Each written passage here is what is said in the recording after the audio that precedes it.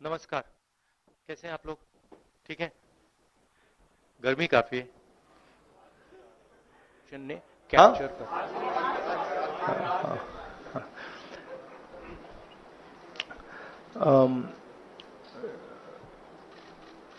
भारत छोड़ो न्याय यात्रा में मणिपुर से हम महाराष्ट्र गए और रास्ते में हजारों युवाओं ने कंप्लेन की थी कि हिंदुस्तान में नॉन स्टॉप पेपर लीक होते हैं। और आज आप सबको मालूम है कि NEET paper and UGC NET के जो पेपर्स हैं वो लीक हुए हैं और एक कैंसिल भी हुआ है। कहा जा रहा था कि नरेंद्र मोदी जी ने यूक्रेन की लड़ाई रोक दी थी। मतलब एक ऑर्डर देके जो रूस और यूक्रेन के बीच में लड़ाई चल रही थी उसको रोक दिया था, ब्रेक लगा दी थी। इजराइल और गाजा के बीच में जो लड़ाई चल रही थी उसको भी नरेंद्र मोदी जी ने रोक दिया था।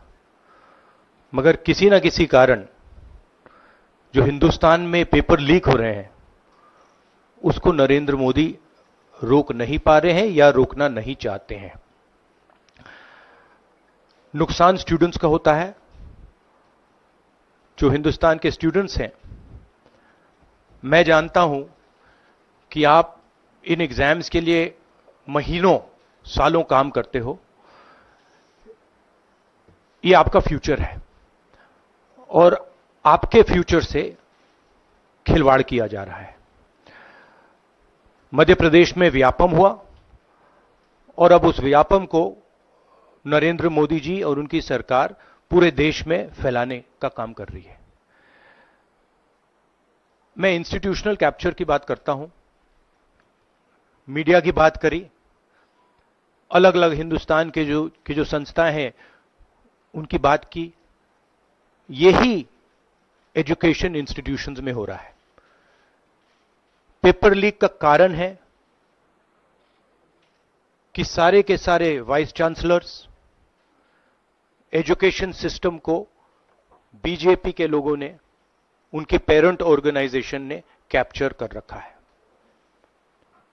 जब तक ये कैप्चर रिवर्स नहीं किया जाएगा तब तक पेपर लीक चलता जाएगा।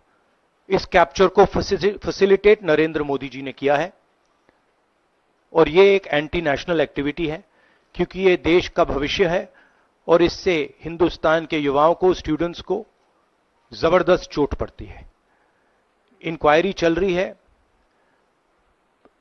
एक को आपने कैंसिल कर दिया है, अब पता नहीं दूसरे को कैंसिल किया जाएगा या नहीं किया जाएगा। बट कोई ना कोई तो इसके लिए जिम्मेदार है और उनको एकदम पकड़ा जाना चाहिए और उन पे एक्शन लिया जाना चाहिए। आपके कोई सवाल हो? साथियों, मैं गुजारिश करूंगा सवाल आपके इसी विषय पर। हाँ प्लीज। हाँ, sorry. So, when I went on my Bharat Jodo Yatra, the second one, throughout the route, students were telling me that paper leaks are endemic in India. They study, they work hard, honest students suffer, and students who want to cheat benefit. And this was repeated again and again and again and again. Now we are seeing an expansion of the idea of Vyapam across the country. BJP states have had to deal with this. Uttar Pradesh has had to deal with this. Madhya Pradesh has been a center of this. Gujarat has been a center of this. And now they have expanded this idea to the rest of the country. This is extremely damaging to students, and it's happening because all our institutions have been captured. Our vice chancellors are placed not based on merit, but because they belong to a particular organization. And this organization and the BJP have penetrated our education system and destroyed it.